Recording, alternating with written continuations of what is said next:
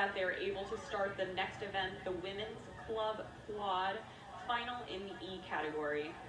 Again, a full 6-boat race. As we come off of the line, we can count on those 2 seats, making those calls as we go from our start 5 to our high strokes and then lengthen into our base pace. And of course, depending on the crew, sometimes those talking responsibilities do go to the bow seat. Sometimes bow seat is the talking seat, but I like to spread the love in bow pair. There was one time I was 2-seat and I wasn't doing a good job speaking. I was just very tired. It's hard to speak while you're rowing, and people couldn't hear me. So I stayed in 2-seat, but the bow seat and the 3-seat took on the speaking roles. So bow seat would make the call, 3-seat would repeat the call, and I became the 3-seat sitting in 2-seat, doing nothing but going hard. It was kind of demoralizing. Well, it made you the person you are today. I can talk better now. Yeah. We've heard Hannah talk for hours on end now, with many hours yet to go. Granted, I'm not going at all-out 1K pace. You can see overhead here, our middle 2 lanes leading the pack. Our leader coming from lane 4, Vesper, maybe just a seat ahead of lane 3, Sarasota. And then tight racing through the rest of the field with overlap in the boats from Marin, Texas Rowing Center, and Minneapolis in lane 2.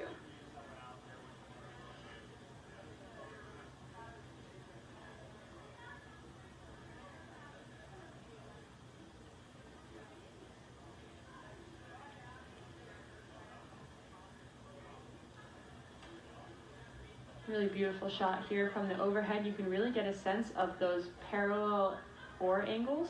So you can kind of look at the oar shafts and just notice how in sync all of those oars are moving.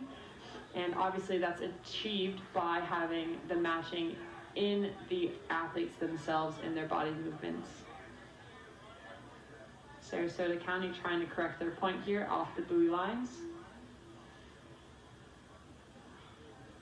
And Vesper just continuing to build on this lead here, pushing themselves a little bit ahead every single stroke, about to break contact with their stern deck on that bow. I think that is clear open water that we were able to see from that very cool drone there. But Vesper into the last 250, really with just 10 strokes to go here, hanging on to that lead. Really matching catch and finish angles very well, as Hannah noted, with the distance and spacing of their oars, as you can see. Good, and check out here our lane 6 of Marin really pushing on that 3rd place position. Seems to be theirs, barring disaster. They've moved ahead of Minneapolis, which was a much closer margin when we saw them through the halfway point. And a great job to Marin there, fighting off a crew on the opposite side of the course. That's never easy.